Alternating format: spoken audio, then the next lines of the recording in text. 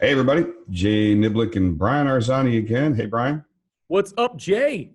How much? Just starting our 20-minute timer, because if you got more than 20 minutes to learn how to make money, then we already know why you're not making enough money.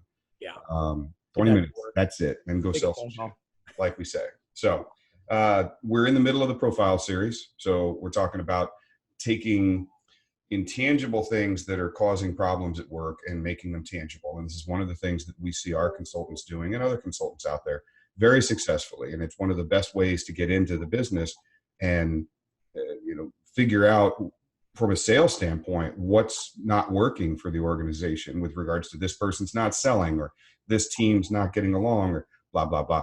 A million problems here. And it's about, in modern times, figuring out what's wrong first using all these cool tools. And there's a bunch of them out there. There's a bunch of psychometric instruments or personality assessments or behavioral assessments or cognitive assessments. There's a bunch. There's more, 10 times more out there that's crap. So if you're using one, make sure you got the validity and reliability studies. Make sure that you've researched it, not just taken somebody's word for it. Ask them for what's called the technical manual. But regardless of what you use, and of course we have our own here and we use ours, but we come into work. And Brian, how many times have you and I and other consultants we know worked in an organization using profiles other than the ones that we recommend or own? Oh my gosh. I mean, it's there. Every organization today. The cool thing is, the great news is everybody's using something. And to your point, Jay, and literally last week we were helping an organization that, or a consultant who was working with an organization where they had an instrument that was really cool, really, really well known, made by the 900-pound gorilla that everybody knows, and lots of books are written about it. But because there's no validation and reliability, it's not able to be used in the employment and succession planning processes that this organization wanted to take it to. So I'll name names. You talking about MBTI or? No, we're talking about the Strengths Finder. No, the Strengths Finder. Yeah, Gallup's. Yeah. Again, ask for the technical manual or the validity and the reliability studies. And this is kind of a sidebar to the main topic today, but it's really important. Hogan, fantastic profile. There's other DISC profiles out there that, from Wiley that are very good. Don't use MBTI in business because it hasn't had the technical validity studies that are used for hiring or other purposes like that. They've got to do the adverse impact, the 4/5 rule, EEOC. You got to do all this stuff. And if they haven't, but there are great ones. I've just mentioned quite a few of them. The big five, all really good profiles that can be used. Here's the benefit to using it. And we're driving it home because this is what we're talking about in the profile series. Becoming profitable means bringing a novel approach and making yourself attractable. We talked about Brian's word for making yourself attractive to the client. You have to show the value up front, make yourself look valuable. And so being able to, as we say, what's the motto? He or she who identifies the cause of the problem gets to fix it.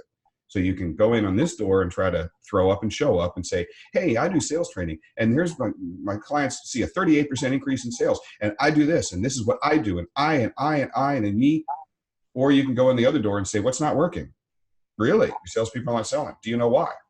Okay, let's find out. What's that going to cost?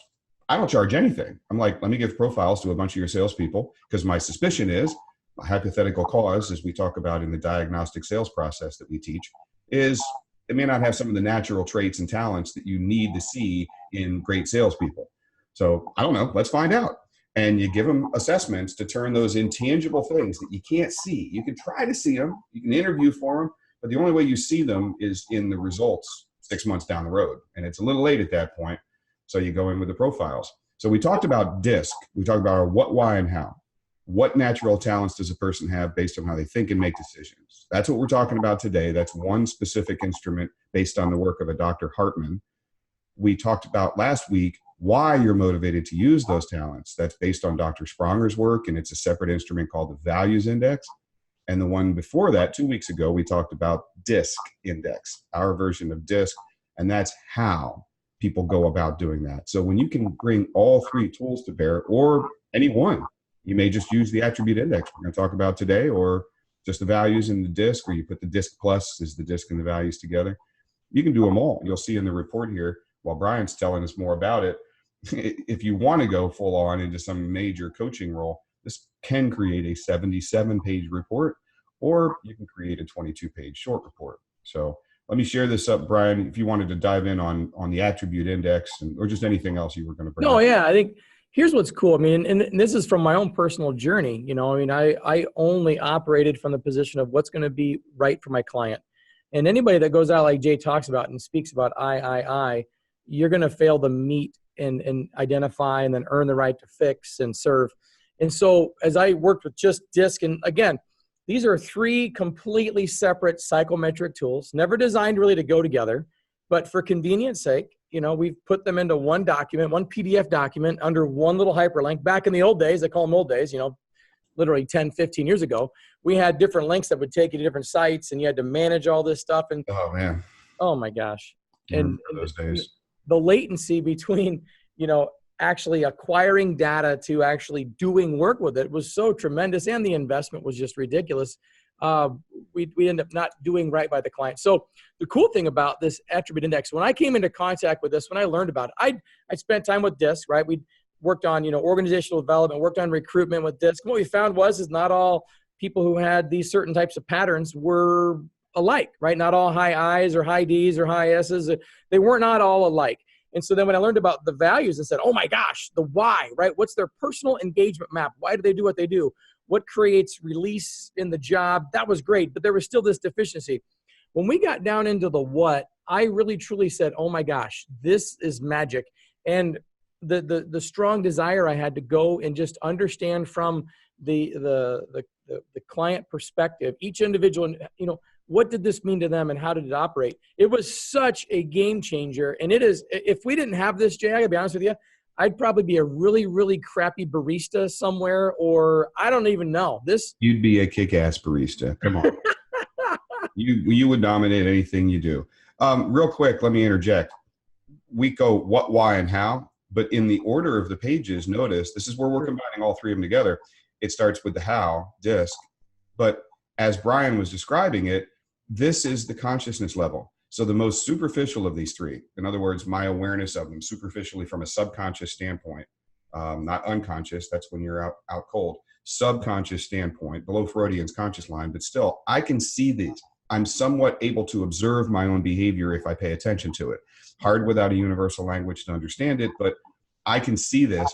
And then below that, even deeper down, not even as observable to me, are my motives and my values.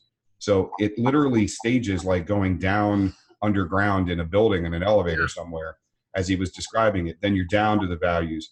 And like he said, I saw people that had the same DISC and values, and they were still performing differently or acting differently.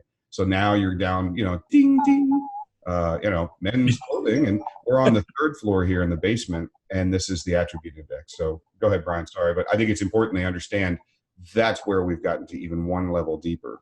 Yeah, and really, here's what's cool, and this is high level. We can go deeper into it. You can call us. I mean, we've got all kinds of webinars. We've got ways to reach out to us. We can go deeper into this, but really the neat thing about this instrument, I mean, as Dr. Hartman was walking around testing his theories, he would walk around with a notebook, paper, and pencil and have people prioritize 18 statements about the world outside of them, and you can see these 3 scores: empathy, practical thinking, and systems judgment.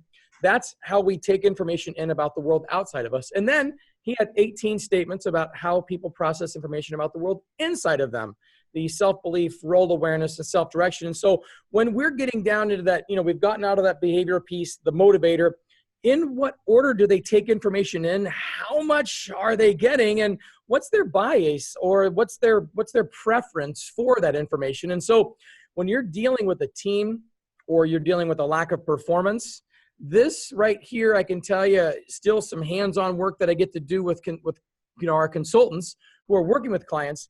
This is such a game changer, because let's just say, for example, to use a DISC, like maybe we have a high I who is really, really, you know, extroverted on the behavioral side, but maybe when we get down into their motivators, maybe they're you know, a high altruist, which means they're driven to go help people. And then when we get down into the deepest level, maybe their empathy, which is the amount of information they're taking in about the people around them, the cause and effects of behavior. Maybe there's a blind spot there. So you ever met that person that's really, really charismatic, wants to help, but is just as awkward as crap and says the wrong things and doesn't understand how they hurt people? Doesn't get it.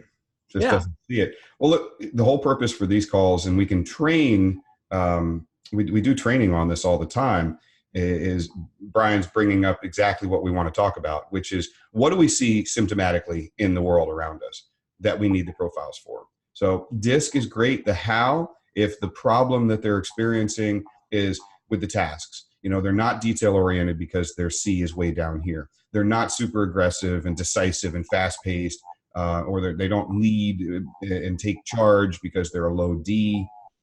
They're introverted and we want them to get out and go talk to a bunch of people, and they're a very, very shy, quiet person, or vice versa. They're a 99I, they talk too much. And Brian and I are both high I's. So this 20 minutes, if we didn't have a timer set, in our brains, we would still think we were under 20 minutes, and it would actually be about an hour and 40 minutes later. Yeah, we do workshops and we watch it. See, there I go with the high I, so I'll shut up.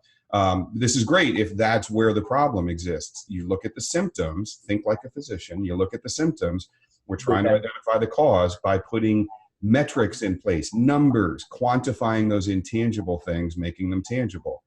If we saw somebody that was saying, where the engagement is the problem, values is great for that. And look at last week's webinar, we spent the whole time talking about values. I'm not excited to go out and take charge because I'm not a high political, or I don't like doing my own thing, or vice versa. I'm a very high individualistic, and you're telling me to stop doing all my own things and follow the person in front of me and just put my head in the queue and say, hey, shut up. It demotivates. You'll see lack of engagement. But now we get down to this deepest level, and at this deepest level are these internal three, where we finally have an assessment that's not looking at me and the world around me only, the outside parts here in Dr. Hartman's work, but the inside. When we get this deep down, then we're looking with Hartman's axiology, it's called formal axiology, the science, we're able to start looking at what do I see as far as my own self-values. So here we see Brian's example just let us off. I don't get it. They're an externally great person. They got a high I. They have a high altruism. Okay. And these are all completely not correlated. The three of these things measure totally different things. Your blood pressure doesn't have anything to do necessarily with the blood work that you get. They measure separate things. That's huge. Good point. That's a very good point. And a lot of people, it's the first thing people ask. Well, if they've got a high I, they're an outgoing, extroverted person, and they're altruistic, then surely they love people and they're very good. You would say, you think they're very empathetic? Oh, they got to be very empathetic. Empathy is the ability to see the intrinsic dimension, as Hartman put it, and there can be people that have a blind spot to that. Let's say this person has a 4.5. It's completely detached. They're raised in a way where they want to help and benefit people. They are behaviorally fit where they just love talking to people, but they don't get people. Yeah. That's the person that talks at somebody, not with somebody. Well, and here's a great story. We just had a CIC, a consultant went through Royce. I mean, hopefully Royce is watching this, man. This guy is amazing. He deals in mental health, okay?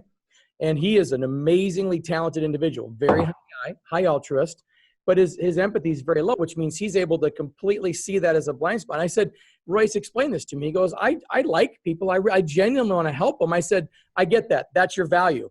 And he goes, but I said, let me ask you this. Do you own their problems? Do you take that emotion and the heavy burden of all of those things you deal with mental health issues? And he goes, you know what? I don't. He says, my wife tells me she doesn't know how I can leave work at work and all of those people, those 8, 9, 10 people who are truly struggling. He goes, I really don't feel what they feel. I want to help them. And I'm like, oh my gosh, if we didn't have the attribute, we wouldn't know that blind spot actually in that role is a huge gift. I'm sorry to go. Oh yeah. Well, no, you're making a good point in that out of context, this is not a problem. Nothing is a problem. Nothing's a benefit or a deficit out of context. Right. You have to know where they are. I spent a lot of years working in emergency medicine, in the military, emergency, paramedics. Having a high empathy can be a very bad thing for individuals in that world, because the moment you connect to that guy as your best buddy, then you can't do what you need to do, and you need to get him packed up and shipped out. If you have blind spots in the practical, that can be a bad thing depending on where you are. If you have a director's role, director pattern, which is high empathy, high systems, with something of a blind spot on the practical, that actually works very well as the director role, because the captain of the ship is not supposed to be down in the boiler room doing all the work and pulling on the ropes. They're supposed to be guiding the people and the vision. Yeah. It's acceptable to have that. We measure the internals, and you see symptoms where the person's just not engaged or they're not necessarily plugged in, and you think, is it values? And then you realize, you know what? The person's self-direction is a 5.8, right? And it's a negative. We don't have time to talk about biases in here. We get into that in an actual training program in the next 4 minutes. We're just going to talk about examples. Why is this person not getting the comfort they want, the satisfaction, the engagement, the excitement? Why is performance in their mind and others possibly down? Self-direction is how clearly you see in your head with confidence a concrete structure, a construct of where am I going? 18, 24 months from now, I can close my eyes and envision, here's what I'm doing. And the more detailed it is, the clearer this picture is. These are all clarity scores, by the way, all 6 of these. And maybe for the big picture, I've got it, but maybe it's the immediate near in role awareness where I've got a blind spot, where my job that I was hired for is X. How many times have we heard this? That has nothing to do with what I do now. Right. You know, it was okay when I got in, but then this guy quit. And so they gave me those responsibilities as a collateral duty. I got promoted and now I'm doing this, but I'm still in the same job title. And yeah, it's like my job has become something so different as a Frankenstein sort of job role that it doesn't look like anything I thought it was when I first took the job. And the guy literally doesn't understand what it is he's supposed to be doing. Right. You know, or self-esteem and belief. Yeah, go ahead. No, and a lot of times, like to your point, right? The person identifies the issue, earns the right to fix it. And so whether it's being brought in to do strategic planning or helping the team get in line, you ask the executive, if their self-direction is off, it's objective data that says, not only do you think your people need it, but it shows here that maybe it's not there. Or role confusion, not understanding how to add value in those roles. I think the one that's so powerful too is this self-belief and self-esteem. And a lot of folks misunderstand that, Jay. And if you just humor me for a second, this is really the most effective way to help describe this. You know, as we look at this, this is the order we think about these things. It's how much we get in our bias. And so sometimes we'll see high-level executives with a self-belief of 4.1 or 4.0. And what that really indicates is just simply this. It's the order they take themselves into account with respect to everything else going on around them. And so there are a lot of folks that may put everybody else's problems, their issues, the job, the vision, the company, other people's feelings, the strategy before themselves. And Jay, you've said this many times. The job, role, the vision, other people's problems become, you know, sacrosanct, and they become sacrificial. And this is really a great thing. Or there could be an overly high level of awareness or ability to prioritize. But at the end of the day, it really does help us see self, how to add value in roles, and where are you going. And they do change. I mean, do you want to talk a little bit about that and maybe just briefly? Yeah. That? Well, they're dynamic. It's not unusual. First point, we also said nothing outside of context. High is not always better. Exactly. Brian's point, a lot of Olympic athletes, peak performance athletes have an average 6.8 negative self-esteem. You know, it's not an 8, 9, or a 9 or a 10. And that's a good thing. Sometimes being overly confident in yourself isn't good. Having a little, you know, as far as some Maslowian self-actualization, a 10.0 self-esteem would be great. But I still need you to go out and hit the ball. You know, I remember major leagues when the guy found personal self-actualization, the big hitter. And he was like, I don't need to compete to win. And he would let the pitcher strike him out because it was good for the pitcher. And hey, you know, he was just at peace with everything and he didn't have to compete. And he was perfectly satisfied with himself. At some point he realized, you know, he changed a little bit. So in the world, if you got to go out and compete, if you got to win, then being perfectly happy with yourself and having a huge ego isn't always ideal. A lot of these people we see have a 6.8, 6.5 negative, which means they don't feel great about themselves completely. There's still something they think they can improve. I still don't see that I'm necessarily perfect. I want to get better. I want to strive. You know, they don't always say I'm here, I'm here. So, but you know, get down into the 4 range and it may be so detrimental that you don't believe you can succeed anything, you know. But again, a 9.8 might be like, you know, my what doesn't stink. So why would I bother trying? I don't even ask questions because I know everything. Well, and wrapping this up, I mean, we got about 30 seconds here. I think it's cool because what this does is it helps the consultant, who's really the diagnostician, look at the 3 dimensions of the external individual. And I define it this way: the people, the solutions, and the strategy. The internal, right?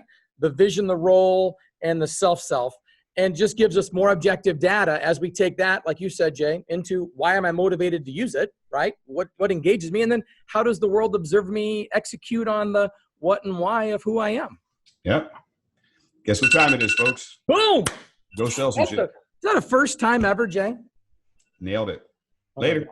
Later.